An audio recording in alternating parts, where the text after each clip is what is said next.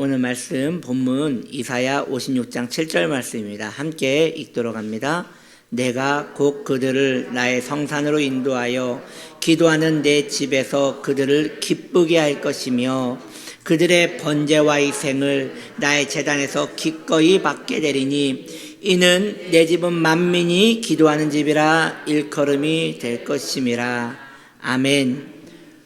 오늘 우리는 기도해야 산다 시리즈 13번째 이야기, 기도해야 교회가 삽니다. 시작. 기도해야 교회가 삽니다. 아멘. 오늘 기도해야 산다 시리즈 마지막 이야기입니다.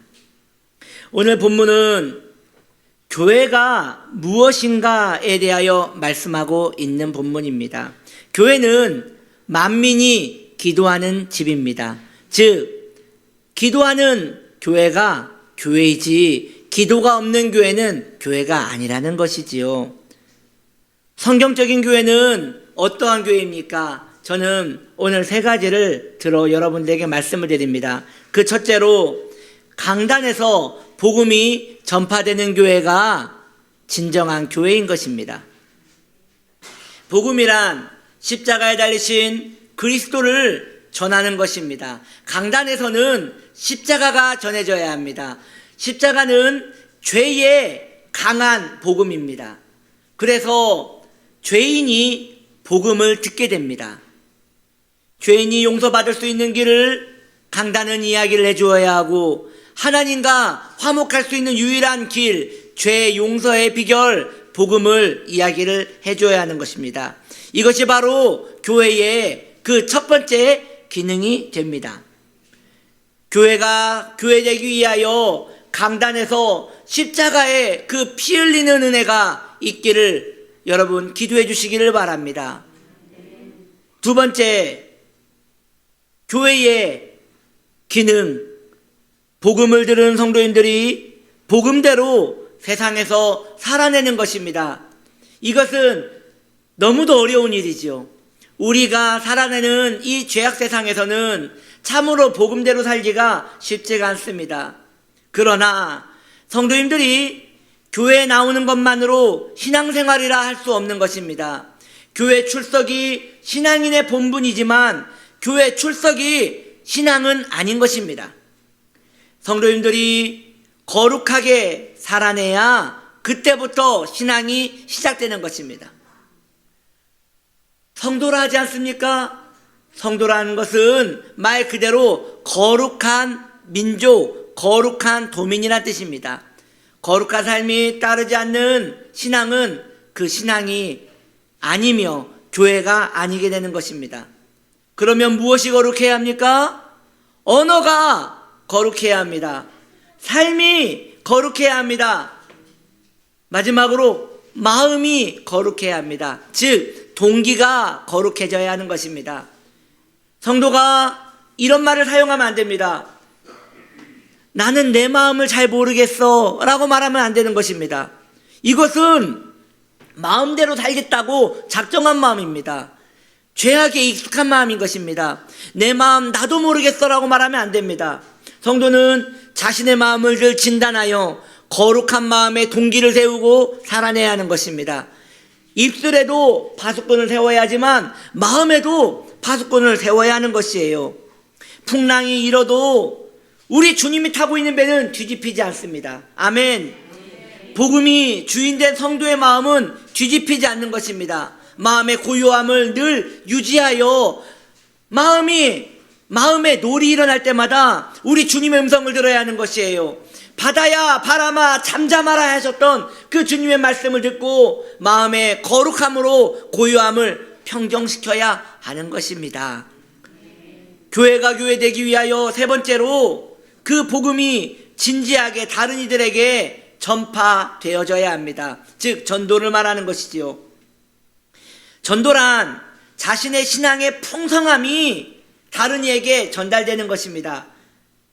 다른 말로 자신의 신앙의 풍성함을 진단하는 좋은 시금석도 되는 것이지요. 우리 성도님들은 지금 나의 신앙의 수준이 어느 정도라고 생각하십니까? 쉽습니다. 내가 마음에 풍성한 복음이 있으면 내 입으로, 내 삶으로 다른 이들에게 복음을, 우리 주 예수님을 이야기하게 될 것입니다. 복음이 풍성한 성도님들은 가슴에 있는 복음이 밖으로 드러나기 때문이지요. 지인들에게, 또 가족들에게, 혹 또 다른 이들에게 그리스도가 나에게 베푸신 은혜를 나누기를 기뻐하게 됩니다. 나의 고요함의 비결이 그리스도를 만났기 때문이라고 다른 이들에게 말할 수 있는 것이지요. 복음을 전하는 것은 성도에게 의무이지만 또한 의무가 아닌 것이에요. 충만한 생명이 없다면 나누어 줄 생명조차도 없으니 그 자체가 불가능한 것입니다. 그저 의무에 쫓겨서 예수 믿으라고 말한다면 이것은 오히려 곤욕이 되는 것입니다. 복음 전파는 내 안에 풍성한 그리스도가 전달되는 것입니다. 그러면 내 안에 풍성한 그리스도가 없다면 슬퍼해야 하는 것이지요. 슬퍼해야 하는 일이지, 그것을 복음에 대한, 전도에 대한 방법을 배워서 전할 것이 아니라 내 안에 그리스도가 부족한 것, 내 안에 그리스도가 풍성하지 못한 것에 슬퍼해야 하는 것입니다.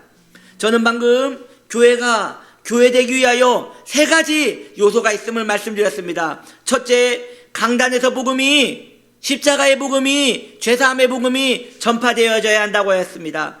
둘째, 성도님들이 복음을 살아내셔야 한다고 하였습니다. 즉 거룩한 삶을 살아야 한다 했습니다. 셋째, 성도님들이 복음을 전파해야 한다고 하였습니다. 풍성한 그리스도가 내 마음 밖으로 나와야 한다고 말하였습니다.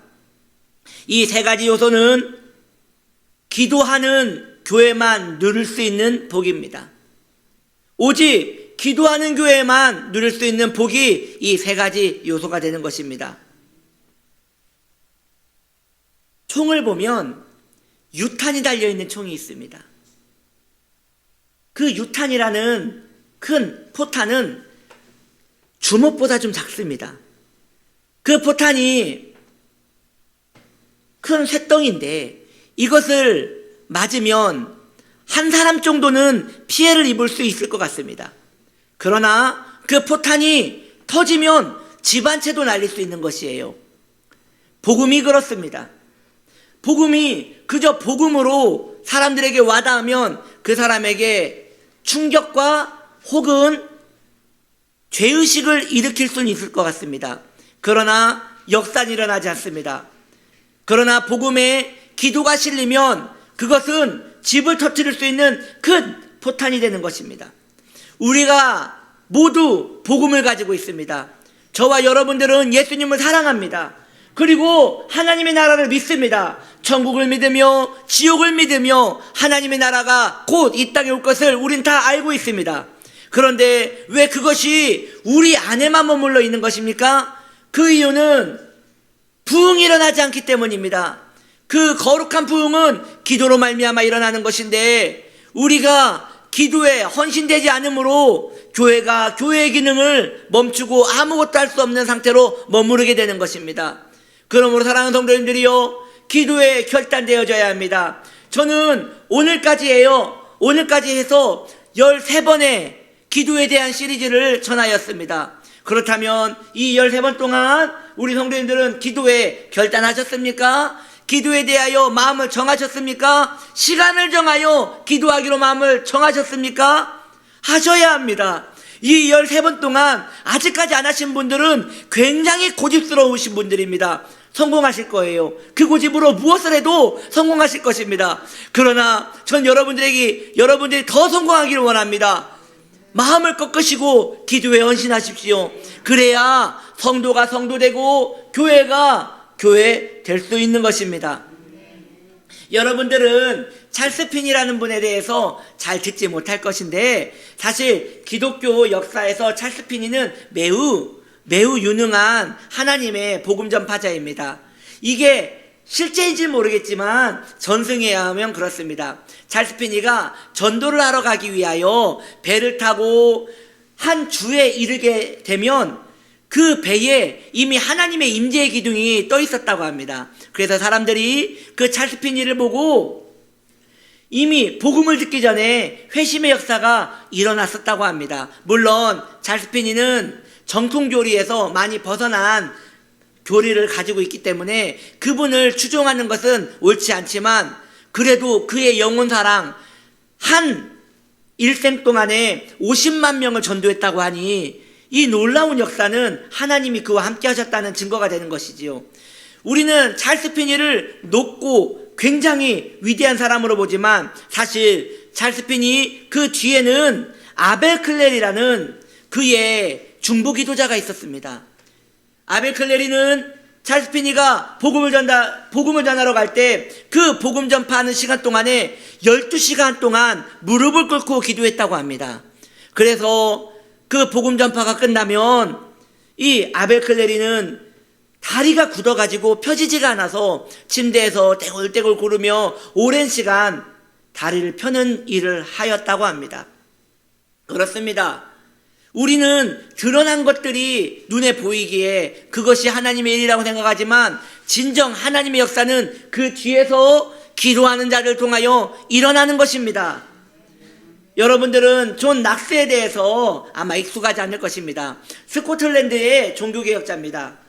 루터와 칼빈과 어깨를 나란히 하는 위대한 하나님의 사람입니다. 그런데 그 사람이 있기 위해서는 그 뒤에서 그를 위하여 기도하고 스코틀랜드를 위하여 기도했던 그의 사위 존 웰시가 있었습니다.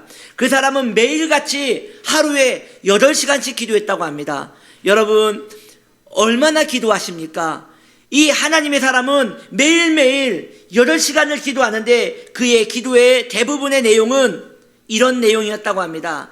오 하나님, 이 스코틀랜드를 저에게 주시옵소서. 그러지 않으시려거든 저에게 죽음을 주시옵소서라고 기도했다고 합니다.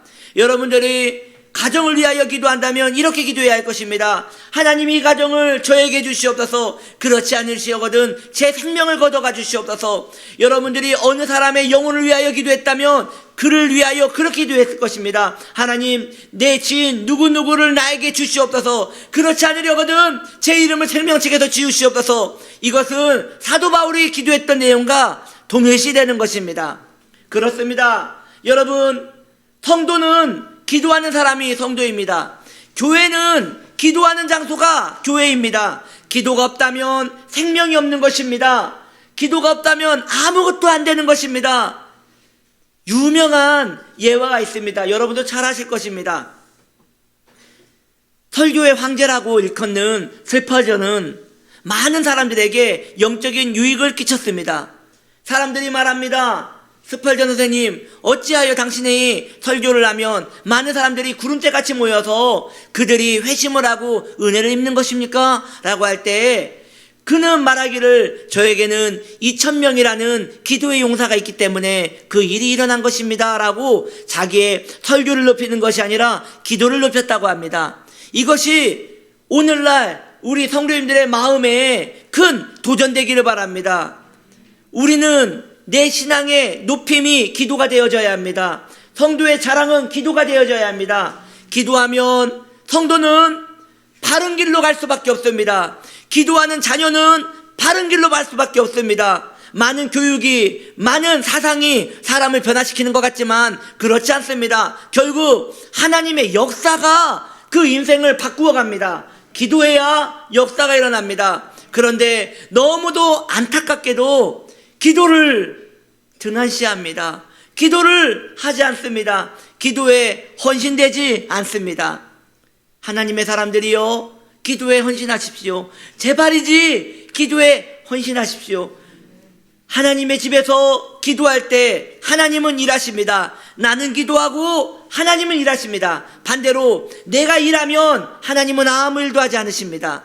기도하는 사람과만 주님은 함께 동역하실 것이기 때문입니다. 오늘 이제 이 기도 시리즈 마지막인데, 오늘만큼은 여러분 마음에 결단하십시오. 내가 기도에 헌신하리라.